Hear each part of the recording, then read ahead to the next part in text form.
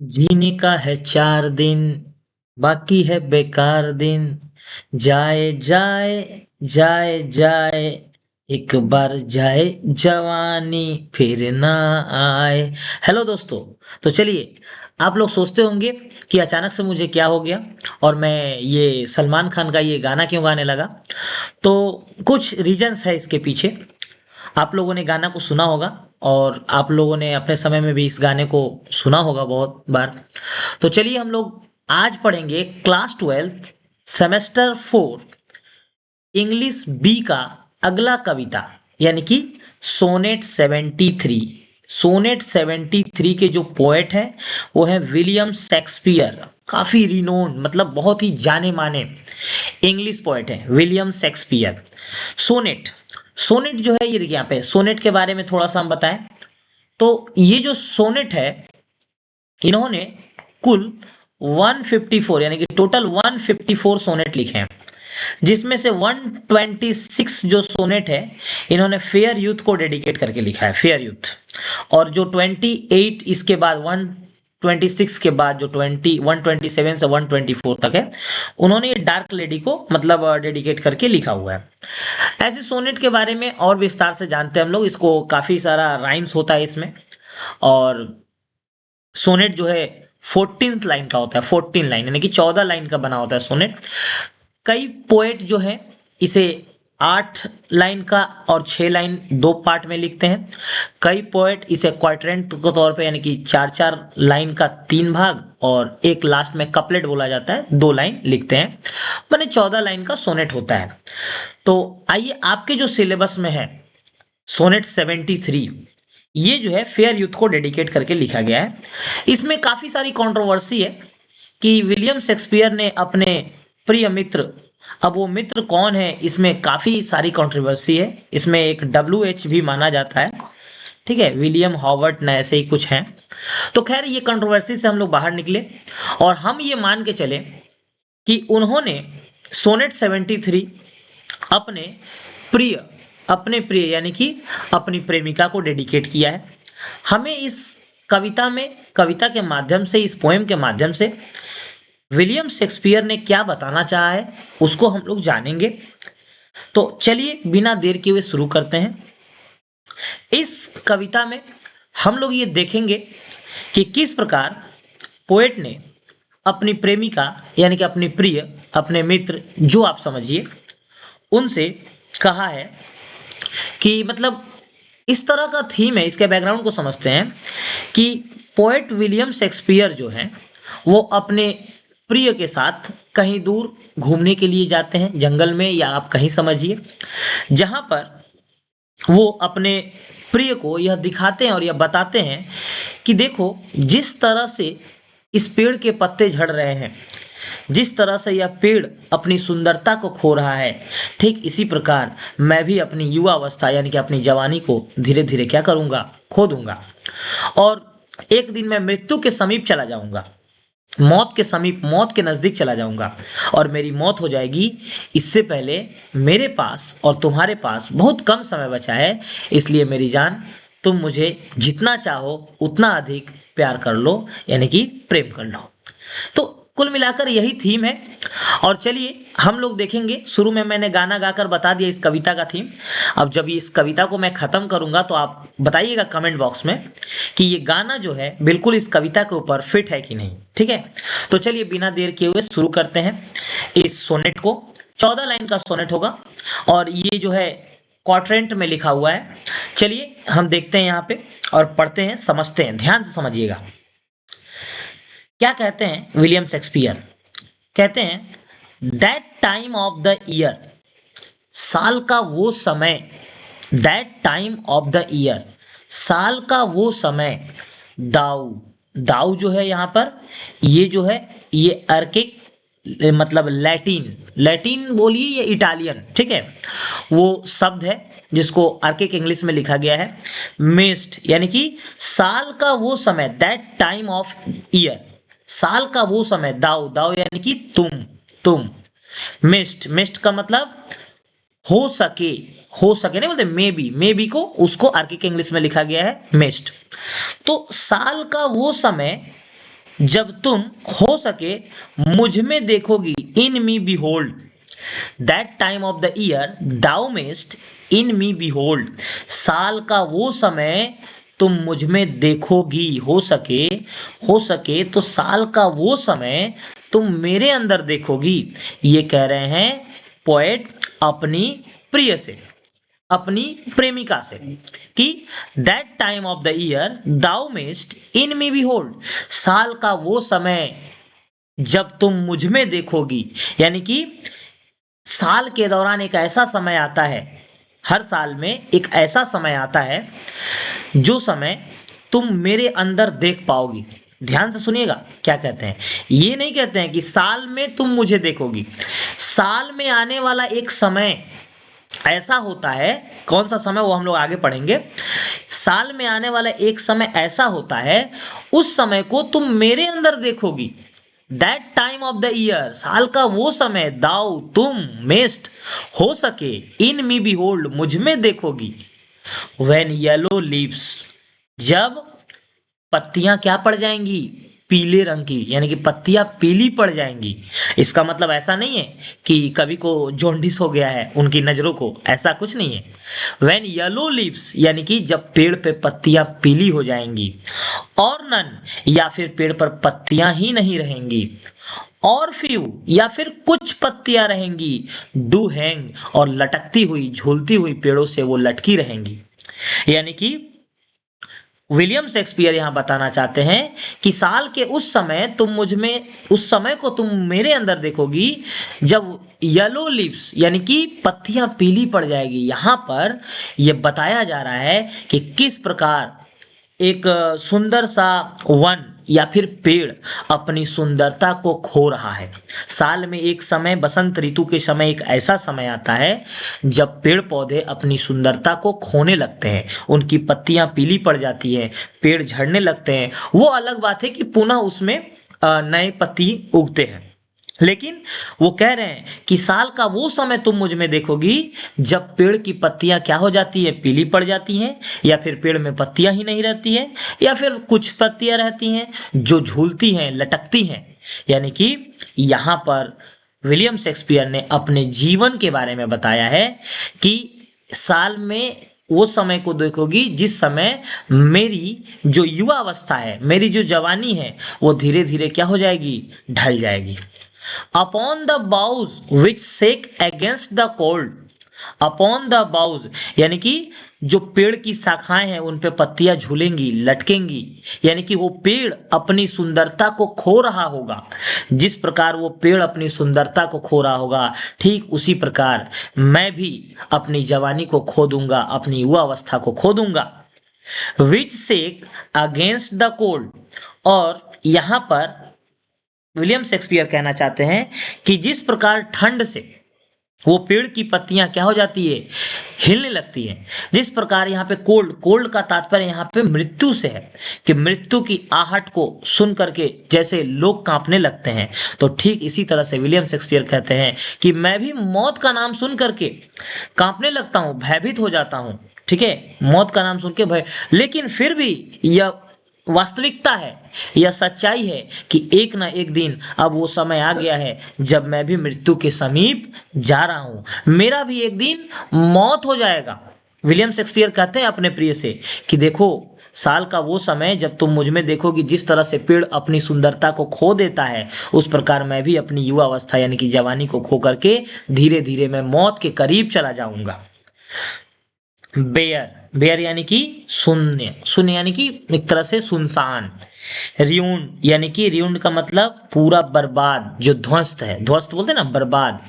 Choirs, choirs का मतलब church में वो जगह, चर्च में एक जगह होता है जहां पे लोग खड़े होकर के गाना गाते हैं, तो बेयर वो जगह जहां पर कभी लोग गाना गाते थे। कहने का तात्पर्य यह है कि एक समय था जब मैं युवा अवस्था में था, और एक होता है ना कि जब आप युवा अवस्था में होते, देखिए जो व्यक्ति युवा अवस्था में हो यानी कि जब अपने जवानी की अवस्था में हो, तो वो एक अलग उसका फीलिंग्स होता है। बोलते हैं ना, अगर नहीं होता है एक फीलिंग, जैसे आप अगर आप युवा अवस्था में हैं तभी ना आपके मन में बहुत तरह की फीलिंग्स आएंगी। जैसे वो तूने मारी एंट्रियां रे दिल में बजी घंटियां, अब बताइए कि ये फीलिंग्स तो युवा अवस्था यानी कि यौवन अवस्था यानी कि जवानी में आएगी।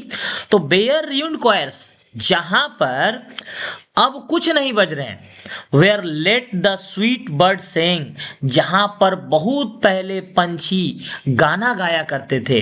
यानी कि मैं एक समय ऐसा था, मैं तुम्हारे प्रेम में, तुम्हारे प्यार में मैंने न जाने कितने सोनेट लिखे, तुम्हारे लिए बहुत कुछ किया, लेकिन अब वो समय नहीं रहा। अब मेरी उम्र ढल रही है और मैं धीरे धीरे मृत्यु के समीप जा रहा हूं, और मृत्यु के समीप जब चला जाऊंगा तो इससे पहले तुम क्या करो कि वो कहना चाहते हैं कि तुम इससे पहले जब मृत्यु के समीप चला जाऊं, तुम मुझे प्रेम करो, जितना ज्यादा हो सके तुम मुझसे क्या करो, प्रेम करो। ठीक है, अब देखिए ये पहला क्वाड्रेंट है। अब आइए अगला क्वाड्रेंट में चलते हैं। ध्यान समझिएगा, पहला समझ गए हम लोग। कुल मिला के पहला में हम ये बता दें कि पहला क्वाड्रेंट में पोएट ने अपने दिनों को, अपने जीवन को ऑटम यानी कि बसंत ऋतु से तुलना किया है, अपना जीवन का कंपैरिजन ऑटम के सीजन से किया है। ठीक है, पहले क्वाड्रेंट में। आइए दूसरा क्वाड्रेंट देखते हैं। इन मी दाऊ, तुम मुझ में, इन मी तुम मुझ में, दाऊ यानी कि तुम मुझ में सीज्ड देख सकती हो, the twilight of the such day. Twilight, Twilight का मतलब होता है गोधूली यानी कि शाम का समय। तुम, एक समय ऐसा आएगा कि तुम मुझ में वो शाम का समय देखोगी। As after sunset, as after sunset fadeth in the west, जिस प्रकार दिन जब सुबह में शुरू होता है सूर्योदय के साथ, और वो धीरे धीरे दिन ढलता है और ढल करके शाम का समय आता है और वो सूर्य पश्चिमी आकाश की ओर, पश्चिम दिशा में अस्त होने को जाता है। तो ठीक इसी तरह से मैं भी अपने युवा अवस्था में था, लेकिन आज तुम मुझ में देख सकती हो कि मैं आज जिस प्रकार से दिन ढल के दोपहर उसके बाद शाम होता है, तो मैं भी उसी अवस्था में हूँ, यानी कि अपने वृद्धावस्था से ठीक पहले की अवस्था में हूँ। और मेरी जो जिंदगी है, मेरा जो जीवन है, वो धीरे धीरे मृत्यु के समीप जा रहा है। ठीक उसी प्रकार जिस प्रकार सूर्य अब पश्चिम दिशा में अस्त होने को है, सूर्य जो है अब पश्चिम दिशा में डूबने वाला है, तो ठीक उसी प्रकार मेरा भी जीवन अब उसी शाम के समय हो गया है, जिसके बाद अब रात होगी। रात यानी कि रात का तुलना यहाँ पे मृत्यु से किया जाएगा। तो ध्यान रहे, in me thou seest the twilight of such day, तुम मुझ में देखोगी एक समय, ट्वाइलाइट यानी कि वो शाम का समय, यानी कि मेरी युवा अवस्था जो है पूरे ढल जाएगी और मैं मृत्यु के समीप रहूंगा। As after sunset fadeth in the west, जिस प्रकार सूर्य जो है सूर्योदय के समय सुबह उगता है और धीरे धीरे वो पश्चिमी आकाश में अपना उसका विलय हो जाता है, ठीक उसी प्रकार मेरा भी अब मृत्यु क्या है, धीरे धीरे समीप आ रहा है। which by and by black night, which by and by black night that doth take away, ठीक उसी प्रकार जिस प्रकार दिन को ब्लैक नाइट, ब्लैक नाइट यानी कि ब्लैक नाइट का कंपैरिजन मृत्यु से किया गया है, ठीक उसी प्रकार से जिस तरह से सुबह को दोपहर आया, दोपहर से शाम आया और शाम से काली रात, काली रात उसे खींच लाई, डथ टेक अवे, जो एक दिन का जो पूरा पहर होता है, सुबह दोपहर शाम, किस तरह से सुबह हुई और सुबह अपने आप बदलते बदलते एक रात में बदल गई और वो दिन का अस्तित्व विलीन हो गया, वो दिन का अस्तित्व समाप्त हो गया। किस प्रकार से? तो black night doth take away, वो काली रात, वो मृत्यु की रात जिसने दिन को क्या किया, खत्म कर दिया। ठीक उसी प्रकार मैं भी एक दिन क्या हो जाऊंगा, इस संसार को छोड़ के चला जाऊंगा, मैं भी ठीक उसी दिन के तरह ढल जाऊंगा और खत्म हो जाऊंगा, मेरा जीवन खत्म हो जाएगा। वो अपने प्रिय से कहते हैं। Death second self, death second self, death second self कहने का मतलब मृत्यु का दूसरा रूप। मृत्यु का दूसरा रूप क्या होता है? नींद। जब लोग नींद में सो रहे होते हैं तो एक तरह से मरे के समान ही है, बस अंतर ये है कि वो जब अपनी इच्छा होगा तो उठ जाएंगे, लेकिन जो मरा हुआ व्यक्ति होता है वो अपनी इच्छा से नहीं उठ सकता है। तो death second self that seal up all in the rest, जिस तरह से रात में जब लोग सोते हैं तो किस तरह से चारों तरफ वो लोग seal up in the rest, सबको एकदम शांति का अनुभव होता है और सभी एकदम आराम की मुद्रा में सो जाते हैं। ठीक उसी प्रकार मैं भी, मेरा जीवन भी धीरे धीरे अब इसी के करीब जा रहा है और मेरा जीवन, मेरा जो यौवन अवस्था है यानी कि मेरा जो जवानी है, ये अब खत्म होने वाला है। तो दूसरे क्वाड्रेंट में हमने देखा कि विलियम शेक्सपियर ने अपने जीवन को एक दिन से तुलना किया है, किस प्रकार दिन शुरू होता है, दिन से दोपहर शाम हो करके वो रात में विलय हो जाता है, जिस प्रकार दिन का अस्तित्व समाप्त हो जाता है, उसी प्रकार विलियम शेक्सपियर कहना चाहते हैं कि मेरा भी अस्तित्व ठीक इसी दिन की तरह समाप्त हो जाएगा। वो अपने प्रिय से कहते हैं। तो आइए, उम्मीद करते हैं आपको दूसरा क्वाड्रेंट भी समझ में आया होगा। आइए तीसरा क्वाड्रेंट देखते हैं, इसमें क्या कहना चाहते हैं पोएट विलियम शेक्सपियर। इन मी दाउ सीज्ड, इन मी तुम मुझ में देखोगी, दाउ यानी कि तुम, इन मी मुझ में देखोगी, seest the glowing of a such fire, तुम मुझ में देखोगी वो बुझती हुई आग, glowing of the such fire, कैसी आग, तुम मुझ में आग देखोगी, लेकिन कैसी आग, पूरी धधकती हुई आग नहीं, तुम मुझ में glowing of such fire that on the ashes of his youth doth lie, वो आग तुम मुझ में देखोगी जिसकी राख जो है उसने क्या किया है, उस आग के युवा अवस्था को खत्म कर दिया है। जैसे मैं आपको एक एग्जांपल देके समझाता हूं, जैसे आग को कौन जलने में सहायता करता है, जैसे लकड़ी, मान लीजिए कि ये लकड़ी मैंने रख दिया, ये लकड़ी रख दिया और ये आग लगा दिया, ठीक है। तो आग को जलने में कौन सहायता करता है, ये लकड़ी। इस लकड़ी ने आग को जीवन दिया, लकड़ी ने ही आग को जीवन दिया है, लेकिन इस आग ने क्या किया, इस आग ने बदले में, जिसने उसको जीवन दिया, धीरे धीरे ये आग उसके जीवन को क्या किया, समाप्त कर दिया, उस लकड़ी के जीवन को समाप्त कर दिया, उसका जीवन लीला समाप्त कर दिया। तो ठीक इसी प्रकार पोएट विलियम शेक्सपियर कह रहे हैं कि यहाँ पे लकड़ी जो है वो हमारा जीवन है, हमारा लाइफ है, और आग जो है वो हमारी जवानी यानी कि हमारी युवा अवस्था है। तो यहाँ पे विलियम शेक्सपियर कहना चाहते हैं कि जो हमारे अंदर जो युवा अवस्था है, जो जवानी है, उसने ही हमारे जीवन को समाप्त किया है। हम एक दूसरे को युवा अवस्था में अट्रैक्ट होकर के एक दूसरे के करीब आए हैं, लोभ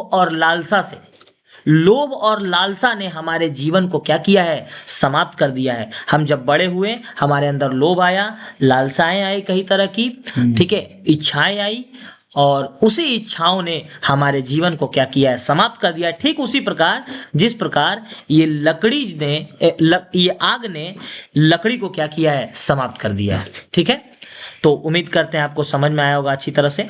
चलिए ये देखिए आगे, as the death bed whereon it must expire, as the death bed, यानी कि देखिए यहाँ पे विलियम शेक्सपियर ने क्लियर कर दिया, एज द डेथ बेड, ये मृत्यु की सैया, whereon it must expire, जहां पर ये एक मृत्यु की सैया है, वहां पर उस आग का क्या हुआ, एक मृत्यु सैया हुआ। ठीक उसी प्रकार मेरी भी जीवन लीला, उस आग ने जिस प्रकार लकड़ी का जीवन लीला समाप्त कर दिया, ठीक मेरी भी जीवन लीला इसी प्रकार क्या हो जाएगी, एक दिन समाप्त हो जाएगी।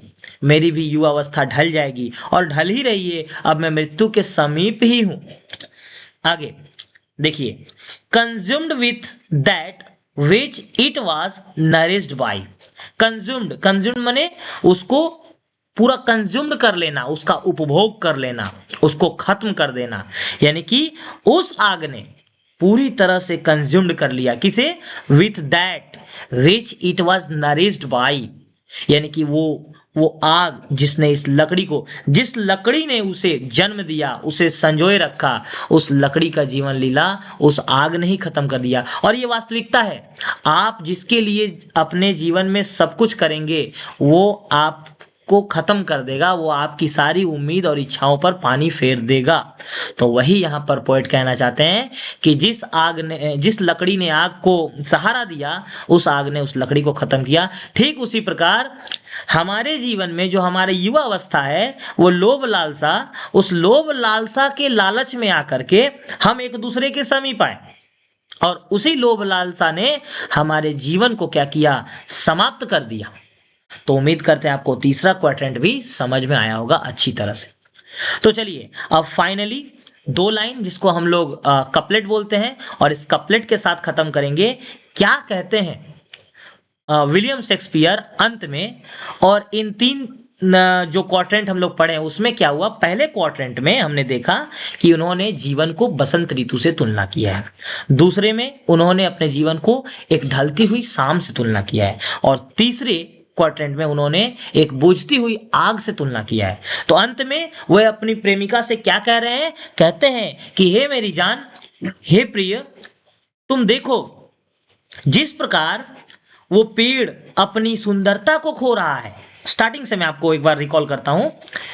हे मेरी जान, देखो तुम कि जिस प्रकार वो पेड़ अपनी सुंदरता को खत्म कर रहा है, उसी प्रकार मेरा भी जवानी एक दिन क्या हो जाएगा, ढल जाएगा, और मैं भी मृत्यु के समीप चला जाऊंगा।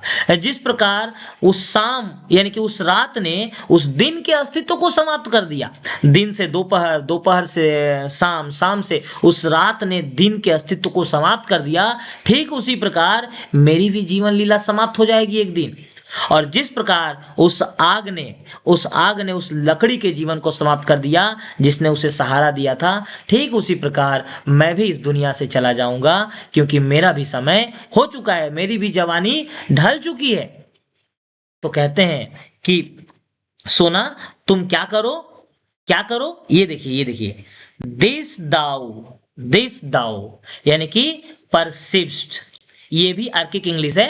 परसिस्ट का मतलब अंडरस्टैंड। अगर तुम मेरे द्वारा बताए इन सारी बातों को अगर तुम अच्छी से समझ रही हो, अगर तुमने मेरे द्वारा बताए इन सभी बातों को अच्छे से समझा है, बहुत ही ध्यान से सुना है, तो तुम समझो, तुम क्यों नहीं समझती, तुम समझो, which make thy love more strong. अगर तुम इन बातों को बहुत ही ध्यान से समझी होगी, इसके इन डेप्थ मीनिंग को समझी होगी कि मैं क्या कहना चाहता हूं तुमसे, which makes thy love more strong, ये सभी बातें हो सके हमारे प्रेम को, हमारे बीच जो प्यार है उसको और मजबूत बनाएंगी, और मजबूत बनाएंगी। दिस दाउ परसिव्ड, तुम समझो, विच में दाई लव मोर स्ट्रॉन्ग, जितना मैंने तुम्हें ऊपर सब बात समझाया उन सबको समझो। और अगर तुमने इस बात को सही से समझा, अपने दिलों में उसको एक बार मतलब एक्सेप्ट किया और अपने मन से सोचा, तो मैं यह पूरा विश्वास दिलाता हूं कि यह हमारे प्यार को, हम दोनों के बीच के प्यार को और मजबूत बनाएगा। और अंत में कहते हैं to love that all, to love that well, और टू लव दैट वेल, हो सके ये जो बातें हैं अगर हम दोनों ने समझे तो हो सके कि हम दोनों एक दूसरे से और अधिक प्रेम करें, और अधिक प्यार करें। विच दाउ मस्ट लीव एरलॉन्ग, इससे पहले, एरलॉन्ग यानी कि इससे पहले कि बहुत देर हो जाए, इससे पहले कि बहुत देर हो जाए, हम लोगों को क्या करना चाहिए, एक दूसरे से बेहद प्रेम करना चाहिए, क्योंकि अब मेरा जीवन लीला कुछ ही दिनों में समाप्त होने वाला है।